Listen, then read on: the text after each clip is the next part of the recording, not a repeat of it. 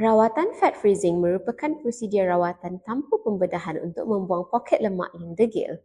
Prosedur rawatan pembekuan lemak dengan menggunakan mesin kelatu alfa ini merupakan rawatan yang selamat, cepat dan diluluskan oleh FDA. Aplikator akan memberikan tekanan vacuum dan menyejukkan kawasan yang disasarkan. Apabila aplikator diletakkan, anda akan merasa daya tarikan yang kuat dan rasa sejuk. Ini menyebabkan sel-sel lemak membeku dan mati. Anda akan kehilangan sehingga 30% daripada sel lemak di kawasan yang disasarkan secara kekal. Hasil ujian klinikal mendapati 89% daripada penggunaan kelatu alfa ini berpuas hati dengan rawatan. Mesin ini juga dapat membekukan sel lemak sebanyak 30% lebih cepat berbanding teknologi lain.